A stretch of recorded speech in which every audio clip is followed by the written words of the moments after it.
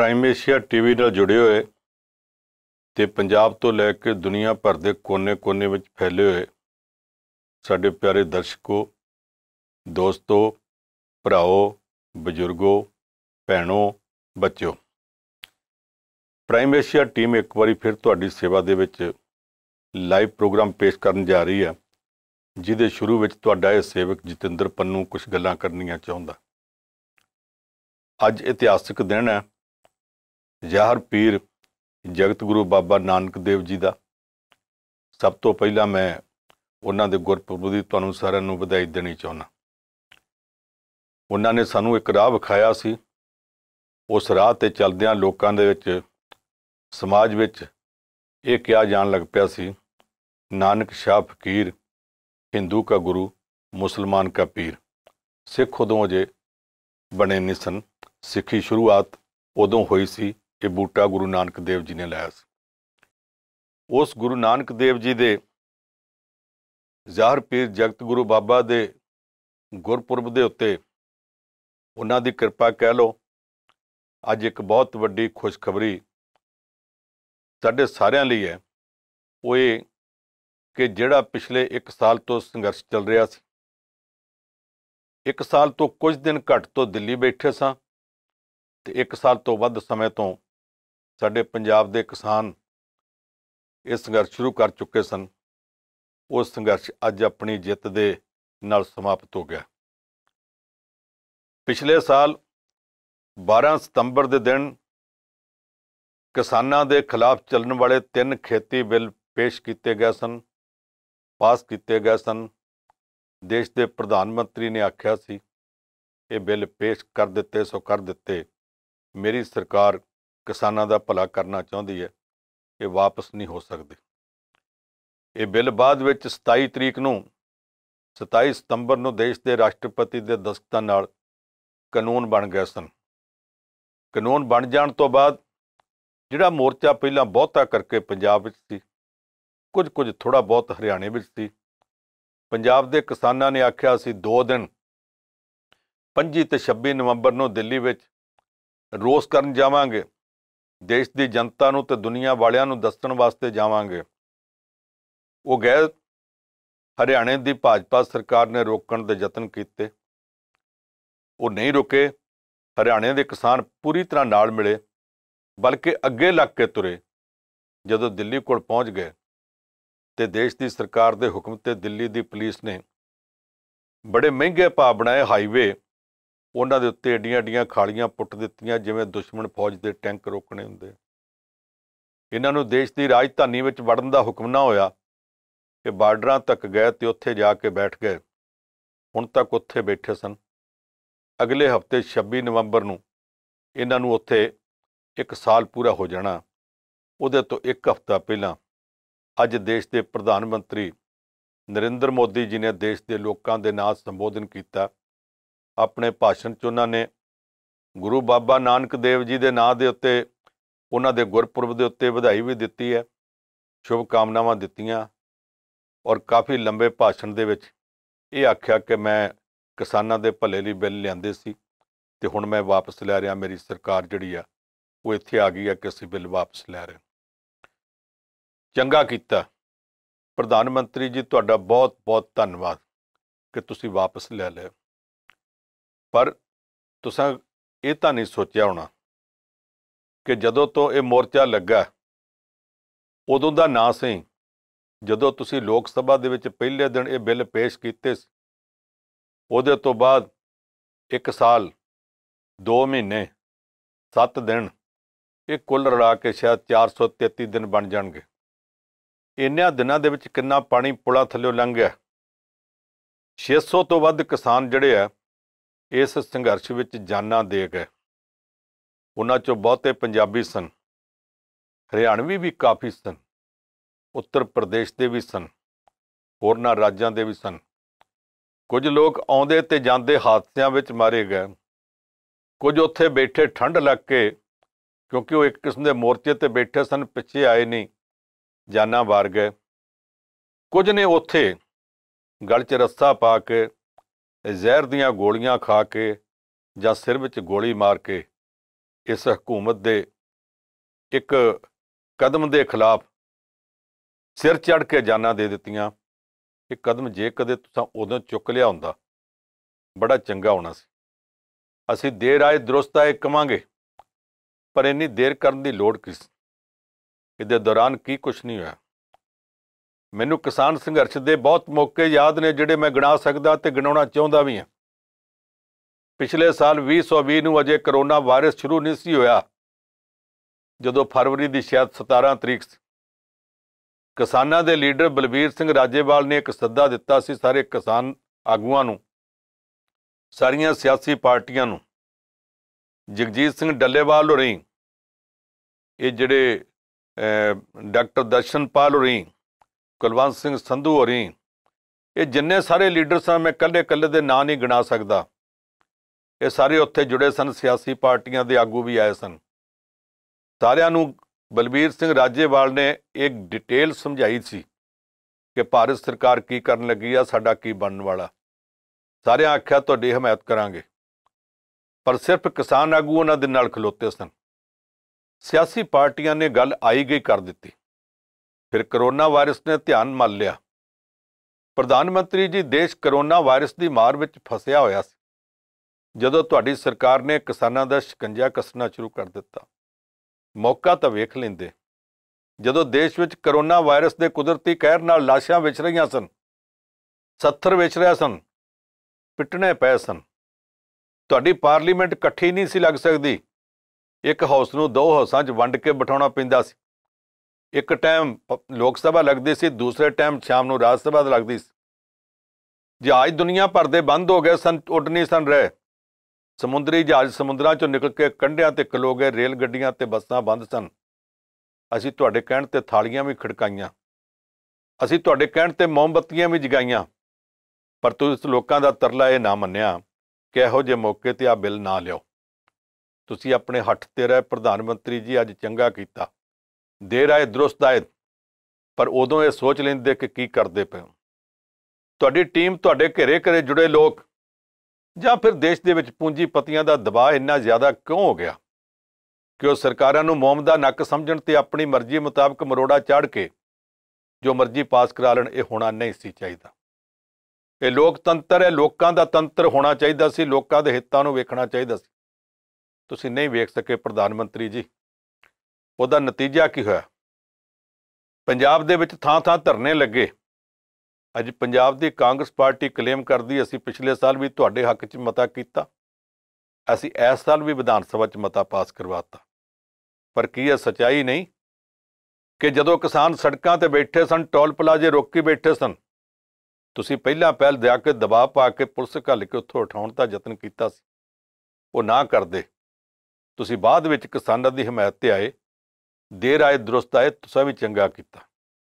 Akali party ਪਹਿਲਾਂ ਬਿੱਲਾਂ ਦੇ ਬਣਨ ਤੱਕ, ਆਰਡੀਨੈਂਸ ਜਾਰੀ ਹੋਣ ਤੱਕ ਪ੍ਰਧਾਨ ਮੰਤਰੀ ਨਰਿੰਦਰ ਮੋਦੀ ਜੀ ਦੇ ਸੋਹਲੇ ਗਾਉਂਦੀ ਰਹੀ। ਸਰਬ ਪਾਰਟੀ ਮੀਟਿੰਗ ਵਿੱਚ ਵੀ ਇਹ ਕਹਿੰਦੇ ਰਹੇ, ਅਸੀਂ ਤੁਹਾਨੂੰ ਸਾਰਿਆਂ ਨੂੰ ਮੋਦੀ ਸਾਹਿਬ ਕੋਲ ਲੈ ਕੇ ਚੱਲਦੇ, ਤੁਹਾਨੂੰ ਸਮਝਾਉਣਗੇ।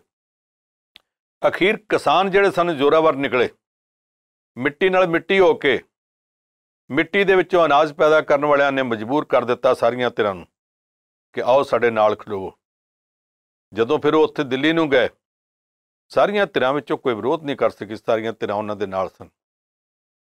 ਉੱਥੇ ਪ੍ਰਚਾਰ ਕੀਤਾ ਗਿਆ, ਕੋਈ ਨਹੀਂ ਆਏ ਨੇ 4 ਦਿਨ ਬੈਠ ਕੇ ਮੁੜ ਜਾਣਗੇ, ਭੁੱਖੇ ਮਰਦੇ ਮੁੜ ਜਾਣਗੇ। ਪ੍ਰਧਾਨ ਮੰਤਰੀ ਜੀ, ਤੁਹਾਨੂੰ ਤੇ ਤੁਹਾਡੀ ਟੀਮ ਨੂੰ ਇਹ ਨਹੀਂ ਸੀ ਪਤਾ ਕਿ ਕਿਹੜੀ ਮਿੱਟੀ ਦੇ ਜਾਏ ਆ।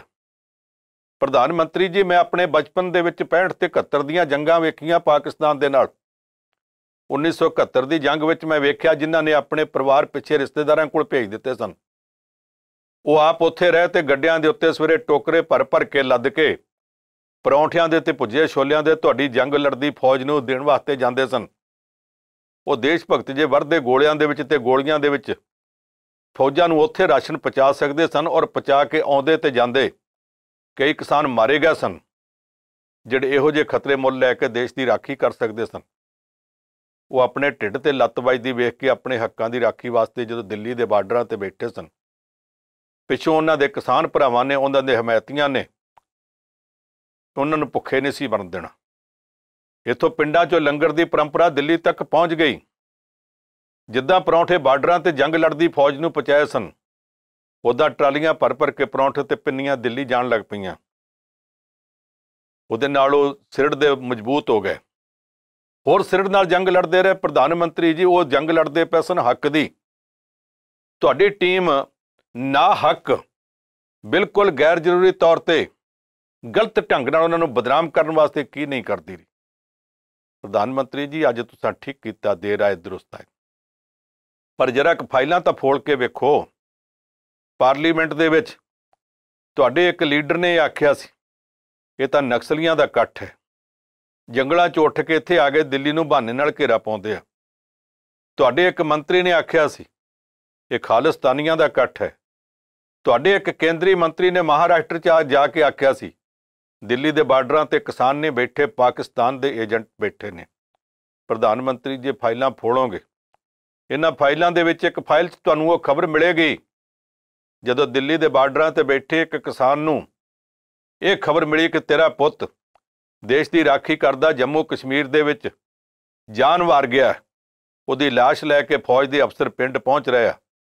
ਬਾਪੂ ਉਸ ਪੁੱਤਰ ਦਾ ਸੰਸਕਾਰ ਕਰਨ ਵਾਸਤੇ ਪਿੰਡ ਜਾ ਤੇ ਬਾਪੂ ਪਿੰਡ ਤੁਰਿਆ। ਤੁਰਨ ਲੱਗੇ ਨੂੰ ਪੱਤਰਕਾਰਾਂ ਨੇ ਪੁੱਛਿਆ ਸੀ, ਬਾਪੂ ਤੂੰ ਕੀ ਮਹਿਸੂਸ ਕਰਦਾ? ਕਹਿੰਦਾ ਮੈਂ ਮਾਣ ਮਹਿਸੂਸ ਕਰਦਾ ਕਿ ਮੇਰੇ ਪੁੱਤਰ ਨੇ ਦੇਸ਼ ਵਾਸਤੇ ਜਾਨ ਵਾਰੀ ਹੈ। ਬਾਪੂ ਤੂੰ ਕੀ ਸੁਨੇਹਾ ਦੇਣਾ ਚਾਹੁੰਦਾ? ਉਹਨੇ ਕਿਹਾ ਦੇਸ਼ ਦੀ ਸਰਕਾਰ ਨੂੰ ਇਹ ਸੁਨੇਹਾ ਦੇ ਦਿਓ ਕਿ ਜਿਹਦਾ ਪੁੱਤ ਦੇਸ਼ ਦੀ ਖਾਤਰ ਜਾਨ ਵਾਰ ਸਕਦਾ, ਉਹਦਾ ਬਾਪ ਆਪਣੇ ਹੱਕਾਂ ਵਾਸਤੇ ਵੀ ਜਾਨ ਵਾਰ ਸਕਦਾ। ਪਰ ਅਸੀਂ ਪਾਕਿਸਤਾਨ ਦੇ ਏਜੰਟ ਨਹੀਂ ਹਾਂ, ਅਸੀਂ ਦੇਸ਼ ਦੇ ਗਦਾਰ ਨਹੀਂ ਹਾਂ, ਅਸੀਂ ਠੱਗ ਚੋਰ ਨਹੀਂ ਹਾਂ ਜੋ ਸਾਨੂੰ ਆਖਿਆ ਜਾ ਰਿਹਾ। ਇਹਦੇ ਬਾਵਜੂਦ ਪ੍ਰਧਾਨ ਮੰਤਰੀ ਜੀ ਤੁਹਾਡੀ ਟੀਮ ਨੇ ਠੀਕ ਨਹੀਂ ਕੀਤਾ। ਅੱਜ ਪ੍ਰਧਾਨ ਮੰਤਰੀ ਜੀ ਤੁਸੀਂ ਇਹ ਤਿੰਨੇ ਕਾਨੂੰਨ ਵਾਪਸ ਲੈ ਕੇ ਠੀਕ ਕੀਤਾ, ਦੇਰ ਆਏ ਦਰੁਸਤ ਆਏ। ਪਰ ਤੁਹਾਨੂੰ ਇਹ ਪਤਾ ਪਾਰਲੀਮੈਂਟ ਦੇ ਪਿਛਲੇ ਸੈਸ਼ਨ, ਮਾਨਸੂਨ ਸੈਸ਼ਨ ਜਦੋਂ ਚੱਲਦਾ ਸੀ, ਉਹਦੇ ਬਰਾਬਰ ਦੇ ਉੱਤੇ ਕਿਸਾਨਾਂ ਨੇ ਕਿਸਾਨ ਪਾਰਲੀਮੈਂਟ ਲਾਈ ਸੀ। ਤੁਹਾਡੀ ਇੱਕ ਲੀਡਰ ਬੀਬੀ ਉੱਥੋਂ ਕੋਲੋਂ ਲੰਘੀ, ਉਹਨੂੰ ਪੱਤਰਕਾਰਾਂ ਨੇ ਪੁੱਛਿਆ ਇਹ ਕੌਣ ਹੈ, ਤੇ ਉਹਨੇ ਆਖਿਆ ਸੀ ਇਹ ਕਿਸਾਨ ਨਹੀਂਗੇ, ਇਹ ਤਾਂ ਮਵਾਲੀ ਨੇ। ਮਵਾਲੀ ਕੌਣ ਹੁੰਦੇ ਆ? ਪ੍ਰਧਾਨ ਮੰਤਰੀ ਜੀ ਤੁਸੀਂ ਗੁਜਰਾਤ ਤੋਂ ਆਏ ਹੋ, ਤੁਸੀਂ ਮਹਾਰਾਸ਼ਟਰ ਦੇ ਨਾਲ ਇੱਕ ਕਿਵੇਂ ਘੋਏ ਰਹੇ, ਪਹਿਲਾਂ ਇੱਕ ਸਟੇਟ ਸਾਂਝੀ ਵੀ ਰਹੀ ਆ। ਤੁਸੀਂ ਸਾਰੇ ਬੰਬੇ ਪ੍ਰੈਜ਼ੀਡੈਂਸੀ 'ਚ ਗੁਜਰਾਤੀ ਤੇ ਮਰਾਠੇ ਇਕੱਠੇ ਹੁੰਦੇ ਸੀ। ਤੁਹਾਨੂੰ ਮਰਾਠੀ ਬੋਲੀ ਦਾ ਪਤਾ, ਮਵਾਲੀ ਦਾ ਅਰਥ ਪਤਾ ਕੌਣ ਹੁੰਦਾ? ਟੁੱਚਲ ਕਿਸਮ ਦਾ ਲੁੱਚਾ ਲਫੰਗਾ ਚੋਰ, ਜਿਹੜਾ ਜਾਂਦਿਆਂ ਕਿਸੇ ਦਾ ਪਰਸ ਖੋਵੇ, ਕਿਸੇ ਦੀ ਧੀ ਭੈਣ ਨੂੰ ਛੇੜੇ, ਕਿਸੇ ਨੂੰ ਕੁੱਟ ਆਵੇ, ਕਿਸੇ ਦੇ ਕੁੱਟ ਖਾ ਕੇ ਆ ਜਾਵੇ, ਉਹ ਮਵਾਲੀ ਹੁੰਦਾ। ਤੁਹਾਡੀ ਕੇਂਦਰ ਦੀ ਇੱਕ ਬੀਬੀ ਨੇ ਇਹਨਾਂ ਕਿਸਾਨਾਂ ਨੂੰ ਮਵਾਲੀ ਆਖਿਆ ਸੀ, ਤੁਸੀਂ ਉਹਨੂੰ ਰੋਕਿਆ ਨਹੀਂ। ਪ੍ਰਧਾਨ ਮੰਤਰੀ ਜੀ ਤੁਹਾਡੀ ਇੱਕ ਸਪੋਰਟਰ ਅੱਜ ਕੱਲ੍ਹ ਪਤਾ ਨਹੀਂ ਕਿੰਨਾ ਕੁ ਮੂੰਹ ਪਾਟਾ ਹੈ, ਉਹ ਫਿਰ ਕਿਸਾਨਾਂ ਦੇ ਖਿਲਾਫ ਬੋਲਦੀ ਹੈ। ਉਹਨੇ ਪਿਛਲੇ ਸਾਲ ਇੱਕ ਦੇਸ਼ ਭਗਤ ਬੀਬੀ ਨੂੰ ਇਹ ਆਖਿਆ ਸੀ ਇਹ ਤਾਂ 100 ਰੁਪਇਆ ਦੇ ਕੇ ਇੱਥੇ ਕਿਰਾਏ ਤੇ ਲਿਆ ਕੇ ਬਿਠਾਈ ਹੈ। ਉਸ ਬੀਬੀ ਦੇ ਹਿੱਕ ਦੇ ਉੱਤੇ ਤੀਰ ਵੱਜਾ ਸੀ ਆ ਕੇ। ਉਹ ਕਹਿੰਦੀ ਮੈਂ ਸਾਰੀ ਉਮਰ ਖੇਤਾਂ ਵਿੱਚ ਕਈ ਫੜ ਕੇ ਪਾਣੀ ਲਾਇਆ ਖੇਤਾਂ ਨੂੰ। ਪ੍ਰਧਾਨ ਮੰਤਰੀ ਜੀ ਉਹ ਕਹਿੰਦੀ ਮੈਂ ਗੋਹਾ ਚੁਗਦੀ ਰਹੀ, ਪਰ ਮੈਂ 100 ਰੁਪਏ ਦੇ ਉੱਤੇ ਦਿਹਾੜੀ ਦੇ ਉੱਤੇ ਨਾਅਰੇ ਮਾਰਨ ਕਦੇ ਨਹੀਂ ਗਈ, ਮੈਂ ਹੱਕਾਂ ਵਾਸਤੇ ਜਾਨੀ ਹਾਂ। ਤੁਸੀਂ ਜਿਹੜੀ ਕੁੜੀ ਨੂੰ ਪਦਮ ਸ਼੍ਰੀ ਦਾ ਖਿਤਾਬ ਦਿੱਤਾ, ਉਸ ਬੀਬੀ ਮਹਿੰਦਰ ਕੌਰ ਬਜ਼ੁਰਗ ਬਹਾਦਰਪੁਰ ਜੰਡੀਆਂ ਵਾਲੀ ਨੇ ਆਖਿਆ ਸੀ ਇਸ ਕੁੜੀ ਨੂੰ ਕਹੋ ਮੈਨੂੰ 100 ਰੁਪਇਆ ਦੱਸਦੀ ਹੈ, ਮੈਂ 1000 ਰੁਪਇਆ ਦੇਵਾਂਗੀ, ਇੱਥੇ ਆਵੇ ਮੇਰੇ ਡੰਗਰਾਂ ਦਾ ਗੋਹਾ ਤਾਂ ਚੁੱਕ ਕੇ ਵਿਖਾਵੇ। ਇਹ ਗੱਲ ਉਹਨੇ ਆਖੀ ਸੀ। ਉਹ ਸਾਰੇ ਹਾਲਾਤ ਦੇ ਵਿੱਚ ਅੱਜ ਜਦੋਂ ਅਸੀਂ ਆਉਂਦੇ ਹਾਂ, ਪ੍ਰਧਾਨ ਮੰਤਰੀ ਜੀ ਤੁਸੀਂ ਠੀਕ ਕੀਤਾ, 3 ਕਾਨੂੰਨ ਵਾਪਸ ਲੈ ਕੇ ਦੇਰ ਆਏ ਦਰੁਸਤ ਆਏ। ਮੈਂ ਬਾਰ-ਬਾਰ ਕਹਿਣਾ ਦੇਰ ਆਏ ਦਰੁਸਤ ਆਏ। ਪਰ ਜਰਾ ਇਹ ਤਾਂ ਪੁੱਛ ਕੇ ਵੇਖੋ, ਜਿਹੜੇ ਆੜਤੀਏ ਨੇ, ਜਿਹੜੇ ਮੰਡੀ 'ਚ ਬੈਠੇ ਪਿਛਲੀਆਂ ਕਈ ਪੀੜ੍ਹੀਆਂ ਤੋਂ ਤੁਹਾਡੇ ਪੱਖ ਦੇ ਵਿੱਚ ਹਮੇਸ਼ਾ ਹਾਂ ਦੇ ਨਾਅਰੇ ਮਾਰਦੇ ਰਹੇ, ਤੁਹਾਡੇ ਵਾਸਤੇ ਵੋਟਾਂ ਪਾਉਂਦੇ ਰਹੇ। ਪ੍ਰਧਾਨ ਮੰਤਰੀ ਜੀ ਤੁਸੀਂ ਇਹ ਤਾਂ ਪੁੱਛ ਕੇ ਵੇਖੋ ਕਿ ਉਹ ਕੌਣ ਨੇ। ਤੁਹਾਡੀ ਆਪਣੀ ਲੀਡਰ ਸੁਸ਼ਮਾ ਸਵਰਾਜ ਹੁੰਦੀ ਸੀ, ਉਹਨੇ ਇੱਕ ਵਾਰੀ ਪਾਰਲੀਮੈਂਟ 'ਚ ਆਖਿਆ ਸੀ ਆੜਤੀਆ ਆਦਿਕਾਲ ਤੋਂ ਲੈ ਕੇ ਕਿਸਾਨਾਂ ਦਾ ATM ਹੈ, ਤੁਸੀਂ ਉਸ ATM ਨੂੰ ਵੀ ਉਜਾੜਨ ਵਾਲਾ ਕਾਨੂੰਨ ਬਣਾ ਦਿੱਤਾ। ਪ੍ਰਧਾਨ ਮੰਤਰੀ ਜੀ ਲੋਕਾਂ ਨੇ ਉਹ ਵੀ ਬਰਦਾਸ਼ਤ ਕਰ ਲਿਆ ਸੀ। ਪ੍ਰਧਾਨ ਮੰਤਰੀ ਜੀ ਇਹ ਤਾਂ ਹੁਣ ਸੋਚਿਓ ਕਿ ਜੇ ਇਹੋ ਕੁਝ ਕਰਨਾ ਸੀ ਤੁਸੀਂ ਉਦੋਂ ਕਰ ਲੈਂਦੇ ਜਦੋਂ ਵਾਰ-ਵਾਰ ਮੀਟਿੰਗਾਂ ਹੁੰਦੀਆਂ ਸਨ, ਤੁਹਾਡੇ ਲੀਡਰਾਂ ਦੇ ਇੰਟਰਵਿਊ ਹੋਏ। ਮੈਂ ਇਹ ਗੱਲ ਪਿਛਲੇ ਸਾਲ ਸਤੰਬਰ ਵਿੱਚ ਜਦੋਂ ਸਾਨੂੰ ਪੁੱਛਿਆ ਗਿਆ ਕੁਝ ਪੱਤਰਕਾਰਾਂ ਨੂੰ, ਮੈਂ ਇਕੱਲਾ ਨਹੀਂ ਬਹੁਤ ਸਾਰੇ ਪੱਤਰਕਾਰਾਂ ਨੂੰ ਤੁਹਾਡੀ ਟੀਮ ਨੇ ਫੋਨ ਕਰ ਪੁੱਛਿਆ ਸੀ ਕਿ ਕੀ ਕਰਨਾ ਚਾਹੀਦਾ, ਤੇ ਉਹਨਾਂ ਸਾਰਿਆਂ ਨੇ ਆਖਿਆ ਸੀ ਆਪੋ ਆਪਣੀ ਰਾਏ ਦਿੱਤੀ ਸੀ। ਮੈਂ ਕਿਹਾ ਸੀ ਜੇ ਪ੍ਰਧਾਨ ਮੰਤਰੀ ਨੇ ਗੱਲ ਕਰਨੀ ਕਿਸਾਨਾਂ ਨਾਲ ਸਭ ਤੋਂ ਪਹਿਲੀ ਗੱਲ, ਇਹ ਆਪਣੇ ਬਿੱਲਾਂ ਨੂੰ ਤੁਸੀਂ ਸਸਪੈਂਡ ਕਰ ਦਿਓ, ਪਾਰਲੀਮੈਂਟ 'ਚ ਪੇਸ਼ ਨਾ ਕਰਿਓ। ਜੇ ਪੇਸ਼ ਕਰ ਦਿੱਤੇ ਤੀਰ ਕਮਾਨੋਂ ਨਿਕਲ ਜਾਣਾ, ਫਿਰ ਇਹ ਗੱਲ ਨਹੀਂ ਬਣਨੀ। ਤੁਸੀਂ ਕਿਸੇ ਦੀ ਮੰਨੀ ਨਹੀਂ, ਤੁਹਾਡੀ ਟੀਮ ਨੇ ਕਿਸੇ ਦੀ ਮੰਨੀ ਨਹੀਂ। 12 ਜਨਵਰੀ ਦੇ ਦਿਨ ਦੇਸ਼ ਦੇ ਲੋਕਾਂ ਨੂੰ ਬੜੀ ਆਸ ਸੀ, ਇਸ ਗੱਲ ਦੀ ਆਸ ਸੀ ਕਿ ਅੱਜ ਦੇਸ਼ ਦੀ ਸੁਪਰੀਮ ਕੋਰਟ ਕੁਝ ਕਰੇਗੀ। ਸੁਪਰੀਮ ਕੋਰਟ ਨੇ 4 ਬੰਦਿਆਂ ਦੀ ਕਮੇਟੀ ਬਣਾ ਦਿੱਤੀ। ਚਾਰੇ ਉਹ ਸਨ ਜਿਹੜੇ ਸਰਕਾਰ ਦੇ ਪੱਖ ਵਿੱਚ ਭੁਗਤਣ ਵਾਲੇ, ਲਿਖਣ ਵਾਲੇ, ਬੋਲਣ ਵਾਲੇ ਸਨ। ਚਾਰੇ ਪਾਸਿਓਂ ਨਿਖੇਧੀ ਹੋਈ। ਇੱਕ ਜਣਾ ਤੇ ਸ਼ਾਮ ਤੱਕ ਹੀ ਕਹਿੰਦਾ ਮੈਂ ਨਹੀਂ ਇਸ ਕਮੇਟੀ 'ਚ ਪੈਣਾ। ਬਾਕੀ ਜਿਹੜੇ ਤਿੰਨਾਂ ਨੇ ਤੁਹਾਡੇ ਪੱਖ ਵਿੱਚ ਉਦੋਂ ਰਿਪੋਰਟਾਂ ਦਿੱਤੀਆਂ ਸਨ, ਉਹ 3 ਅੱਜ ਕੀ ਸੋਚਦੇ ਹੋਣਗੇ। ਪ੍ਰਧਾਨ ਮੰਤਰੀ ਜੀ, ਮੈਂ ਇੱਕ ਇਹ ਵੀ ਬੇਨਤੀ ਕਰਨੀ ਚਾਹੁੰਦਾ, ਤੁਸੀਂ ਇੰਨਾ ਕੁਝ ਕਰਨ ਤੋਂ ਬਾਅਦ ਅੱਜ ਇਹ ਤਿੰਨੇ ਕਾਨੂੰਨ ਵਾਪਸ ਲੈ ਲਏ, ਬਹੁਤ ਚੰਗਾ ਕੀਤਾ, ਤੁਹਾਡਾ ਬਹੁਤ ਬਹੁਤ ਧੰਨਵਾਦ। ਕੋਟਾਨ ਕੋਟ ਧੰਨਵਾਦ। ਪਰ ਫਾਜ਼ਿਲਕਾ ਜ਼ਿਲ੍ਹੇ ਦੇ ਵਿੱਚੋਂ ਅਬੋਹਰ ਤੋਂ ਤੁਹਾਡਾ ਇੱਕ MLA ਸੀ। ਇਸ ਐਜੀਟੇਸ਼ਨ ਦੇ ਵਿੱਚ ਜੋ ਉਹਦੇ ਨਾਲ ਹੋਇਆ, ਮੈਂ ਉਸ ਦਿਨ ਵੀ ਉਹਦੀ ਨਿਖੇਧੀ ਕੀਤੀ ਸੀ, ਇਹ ਨਹੀਂ ਹੋਣਾ ਚਾਹੀਦਾ। ਮੈਂ ਅੱਜ ਵੀ ਨਿਖੇਧੀ ਕਰਦਾ, ਮੈਂ ਕਹਿੰਦਾ ਨਹੀਂ ਸੀ ਹੋਣਾ ਚਾਹੀਦਾ। ਪਰ ਜੋ ਕੁਝ ਉਹਦੇ ਨਾਲ ਹੋਇਆ, ਇਹ ਕਦੇ ਨਹੀਂ ਸੀ ਹੋਣਾ ਜੇ ਤੁਸੀਂ ਵੇਲੇ ਸਿਰ ਕਰ ਲੈਂਦੇ। ਇਹੋ ਜਿਹੀਆਂ ਗੱਲਾਂ ਉਦੋਂ ਸੋਚਣ ਦਾ ਵਕਤ ਸੀ ਜੇ ਸੋਚੀਆਂ ਹੁੰਦੀਆਂ। ਫਿਰ ਤੁਹਾਡੇ ਇੱਕ ਸਾਬਕਾ ਮੰਤਰੀ ਦੀ ਕੋਠੀ ਦੇ ਵਿੱਚ ਖਿਜੇ ਹੋਏ ਕਿਸਾਨਾਂ ਨੇ ਜਾ ਕੇ ਗੋਹੇ ਦੀਆਂ ਟਰਾਲੀਆਂ ਨਹੀਂ ਸਨ ਲੱਦਣੀਆਂ। ਪ੍ਰਧਾਨ ਮੰਤਰੀ ਜੀ, ਬਹੁਤ ਕੁਛ ਹੋ ਗਿਆ। ਹੁਣ ਪ੍ਰਧਾਨ ਮੰਤਰੀ ਜੀ ਜਿੱਥੇ ਪਹੁੰਚ ਗਏ ਆ, ਮੈਂ ਸਮਝਦਾ ਕਿ ਅੱਜ ਤੁਸੀਂ ਚੰਗਾ ਕੀਤਾ, ਹੱਠ ਛੱਡ ਦਿੱਤਾ। ਹੁਣ ਤੱਕ ਇਹੋ ਆਖਿਆ ਜਾਂਦਾ ਸੀ ਇਹ ਨਰਿੰਦਰ ਮੋਦੀ ਹੈ, ਇਹ ਹੱਠ ਨਹੀਂ ਛੱਡੇਗਾ। ਧਾਰਾ 370 ਨੇ ਲਾ ਦਿੱਤੀ, ਜੰਮੂ ਕਸ਼ਮੀਰ 'ਚ ਲਾ ਦਿੱਤੀ, ਸੁਲਾ ਦਿੱਤੀ। ਇਹ ਧਾਰਾ 370 ਤੋਂ ਪ੍ਰਧਾਨ ਮੰਤਰੀ ਪਿੱਛੇ ਤਾਂ ਨਹੀਂ ਹਟਿਆ। ਤੁਹਾਡੇ ਲੀਡਰ ਸਾਨੂੰ ਇਹ ਕਹਿੰਦੇ ਸਨ, ਗੱਲ ਬਿੱਲਾਂ ਦੀ ਨਹੀਂ, ਸਾਡੇ ਲੀਡਰ ਦੇ ਵਕਾਰ ਸਤਿਕਾਰ ਦੀ। ਅਸੀਂ ਕਹਿੰਦੇ ਸਾਂ ਵਕਾਰ ਸਤਿਕਾਰ ਬਾਹਰਲਿਆਂ ਨਾਲ ਹੁੰਦਾ। ਲੋਕਤੰਤਰ ਵਿੱਚ ਲੋਕ ਤੁਹਾਨੂੰ ਕੁਰਸੀਆਂ ਤੇ ਬਿਠਾਉਣ ਵਾਲੇ ਨੇ। ਲੋਕਤੰਤਰ ਦੇ ਵਿੱਚ ਲੋਕ ਤੁਹਾਨੂੰ ਰਾਜ ਬਖਸ਼ਣ ਵਾਲੇ ਨੇ। ਇਹ ਲੋਕਤੰਤਰ ਦੇ ਵਿੱਚ ਲੋਕ ਜਿਹੜੇ ਪ੍ਰਜਾ ਜਿਹੜੀ ਆ, ਉਸ ਰਾਜੇ ਨੂੰ ਉਹਦਾ ਖਿਆਲ ਰੱਖਣਾ ਪੈਣਾ ਜਿਹੜਾ ਲੋਕਾਂ ਦੀਆਂ ਵੋਟਾਂ ਨਾਲ ਚੁਣ ਕੇ ਆਇਆ। ਅੱਜ ਉਹੀ ਦਿਨ ਆ ਗਿਆ, ਤੁਸੀਂ ਚੰਗਾ ਕੀਤਾ, ਆਖਰ ਨੂੰ ਹੱਠ ਛੱਡਿਆ, ਜਿਹੜਾ ਹੱਠ ਤੁਸੀਂ ਕਦੇ ਨਹੀਂ ਛੱਡਿਆ, ਅੱਜ ਪਹਿਲੀ ਵਾਰ ਛੱਡਿਆ।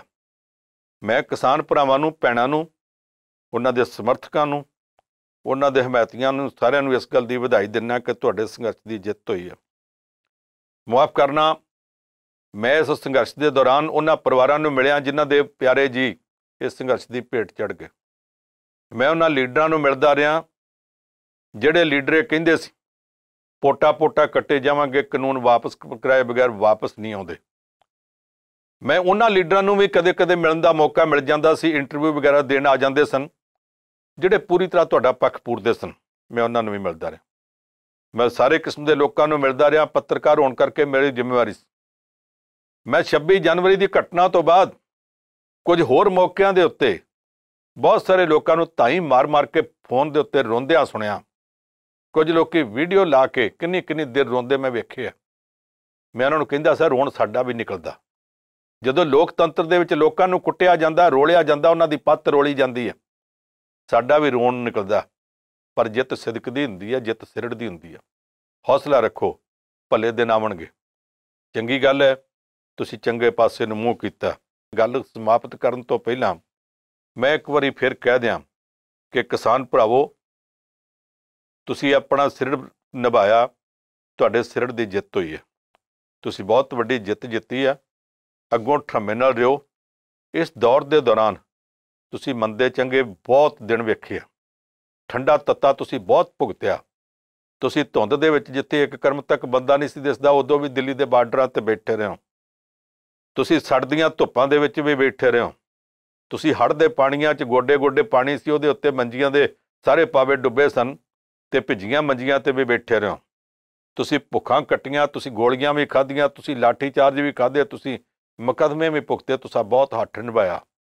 ਤੁਹਾਡੇ ਹੱਠ ਦੀ ਜਿੱਤ ਹੋਈ ਹੈ। ਇਹਦੇ ਤੋਂ ਬਾਅਦ ਹੁਣ ਮੈਂ ਇਹ ਆਖੂੰਗਾ ਕਿ ਸਾਰਾ ਤਾਣ ਲਾ ਕੇ ਉੱਥੇ ਆਇਓ ਜਿੱਥੋਂ ਤੁਸੀਂ ਤੁਰੇ ਹੋ। ਅੱਗੋਂ ਕਣਕਾਂ ਬੀਜਣ ਦਾ ਸਮਾਂ ਆ ਗਿਆ। ਆਓ, ਮਨ ਲਾ ਕੇ ਮਿਹਨਤ ਕਰੋ। ਜਿਹੜਾ ਹੁਣ ਤੱਕ ਇਹ ਪ੍ਰਚਾਰ ਕੀਤਾ ਜਾਂਦਾ ਸੀ ਕਿਸਾਨਾਂ ਦੇ ਪੁੱਤ ਤਾਂ ਨਖੱਟੂ ਹੋ ਗਏ, ਕਿਸਾਨਾਂ ਦੇ ਪੁੱਤ ਨਸ਼ਈ ਹੋ ਗਏ, ਕਿਸਾਨਾਂ ਦੇ ਪੁੱਤਾਂ ਵਿੱਚੋਂ ਵਰਕ ਕਲਚਰ ਖਤਮ ਹੋ ਗਿਆ, ਕਿਰਤ ਦਾ ਸੱਭਿਆਚਾਰ ਖਤਮ ਹੋ ਗਿਆ। ਆਓ ਪਿੰਡਾਂ 'ਚ ਆ ਕੇ ਫਿਰ ਦੱਬ ਕੇ ਵਾਹ ਰੱਜ ਕੇ ਖਾ। ਇੱਕ ਵਾਰੀ ਉਹਨਾਂ ਖੇਤਾਂ 'ਚ ਜਾਈਏ ਜਿਹਦੇ ਬਾਰੇ ਕਹਿੰਦੇ ਹੁੰਦੇ ਸੀ ਫਸਲਾਂ ਨੂੰ, ਤੇਰੇ ਜੰਮਣੋਂ ਪਹਿਲਾਂ ਜੁਟਿਆ ਮੈਂ ਵਿੱਚ ਸੇਵਾ ਦੇ, ਮਾਰ ਸੁਹਾਗੇ ਤਾਰਿਆਂ ਦੀ ਛਾਵੇਂ ਹਲਵਾਇਆ, ਬੰਨ ਕੇ ਲੱਕ ਨੂੰ ਝੋਲੀ ਦਾਣਾ ਦਾਣਾ ਪੋਰਿਆ, ਤੇਰੀ ਜੜ ਵਿੱਚ ਪਾਣੀ ਮੈਂ ਮੁੜਕੇ ਦਾ ਪਾਇਆ। ਉਹ ਜਿਹੜੇ ਦੌਰ ਸਨ ਉਹਦੇ ਵੱਲ ਜਾਈਏ। ਇਸ ਮਿੱਟੀ ਦੇ ਨਾਲ ਜਿਹੜਾ ਆਪਣਾ ਪੁਰਾਣਾ ਮੋਹ ਹੈ, ਵਾਸਤਾ ਹੈ, ਦਾਦੇ ਪੜਦਾਦੇ ਤੋਂ ਲੈ ਕੇ ਤੁਰੀ ਆਉਂਦੀ ਸਾਂਝ ਹੈ, ਉਹਨੂੰ ਨਿਭਾਈਏ, ਪੁਰਾਣੀਆਂ ਕਸਰਾਂ ਕੱਢੀਏ ਔਰ ਇਸ ਗੱਲ ਨੂੰ ਲੈ ਕੇ ਚੱਲੀਏ ਕਿ ਜੇ ਏਕਾ ਹੋਵੇ ਤੇ ਉਹ ਕਿੱਥੋਂ ਤੱਕ ਤੁਹਾਨੂੰ ਪਹੁੰਚਾ ਸਕਦਾ। ਉਹ ਪ੍ਰੋਫੈਸਰ ਮੋਹਨ ਸਿੰਘ ਨੇ ਆਖਿਆ ਸੀ, ਪਾਰਟੀ ਕਿਰਤ ਗੁਲਾਮੀ ਕਰਦੀ, ਜੁੜੀ ਜਿੱਤੇ ਬ੍ਰਹਿਮੰਡ ਯਾਰ, ਦਾਤੀ ਕਲਮਾਂ ਅਤੇ ਹਥੌੜੇ, ਇਕੱਠੇ ਕਰ ਲਓ ਸੰਦ ਯਾਰ। ਇੱਕ ਵਾਰੀ ਦਾਤਰੀਆਂ ਵਾਲੇ, ਮਿਲਾਂ ਦੇ ਮਜ਼ਦੂਰ, ਕਲਮਾਂ ਵਾਲੇ ਲੇਖਕ, ਉਹਨਾਂ ਸਾਰਿਆਂ ਨੂੰ ਇਕੱਠੇ ਕਰਕੇ ਆ ਇੱਕ ਜਿੱਤ ਤੁਸੀਂ ਜਿੱਤੀ ਹੈ। ਅਗਲੀਆਂ ਜਿੱਤਾਂ ਵਾਸਤੇ ਤੁਹਾਡੇ ਕੋਲ ਬਹੁਤ ਮੈਦਾਨ ਖੁੱਲ੍ਹਾ। ਆਪਣੇ ਹੱਕਾਂ ਦੀ ਰਾਖੀ, ਆਪਣੇ ਦੇਸ਼ ਦੀ ਰਾਖੀ, ਆਪਣੇ ਸਮਾਜ ਦੀ ਤਰੱਕੀ ਲਈ ਤੁਸੀਂ ਇਸੇ ਤਰ੍ਹਾਂ ਯਤਨ ਕਰਦੇ ਰਹੋ। ਮੇਰੇ ਵੱਲੋਂ ਇੱਕ ਵਾਰ ਫਿਰ ਤੁਹਾਨੂੰ ਗੁਰੂ ਨਾਨਕ ਸਾਹਿਬ ਦੇ ਗੁਰਪੁਰਬ ਦੀ ਵੀ, ਸ੍ਰੀ ਗੁਰੂ ਨਾਨਕ ਦੇਵ ਜੀ ਦੇ ਇਸ ਪਵਿੱਤਰ ਦਿਨ ਦੀ ਵੀ ਵਧਾਈ, ਇਸ ਮੌਕੇ ਹੋਈ ਇਸ ਜਿੱਤ ਦੀ ਵੀ ਵਧਾਈ। ਮੈਂ ਫਿਰ ਇੱਕ ਵਾਰੀ ਕਹਿਣਾ, ਦੇਰ ਆਏ ਦਰੁਸਤ ਆਏ ਸਹੀ, ਪਰ ਪ੍ਰਧਾਨ ਮੰਤਰੀ ਜੀ ਤੁਹਾਡਾ ਵੀ ਬਹੁਤ ਬਹੁਤ ਧੰਨਵਾਦ। ਇੰਨੀਆਂ ਗੱਲਾਂ ਨਾਲ ਮੈਂ ਤੁਹਾਡਾ ਸਾਰਾ ਧੰਨਵਾਦ ਕਰਦਿਆਂ ਆਗਿਆ ਚਾਹੁੰਦਾ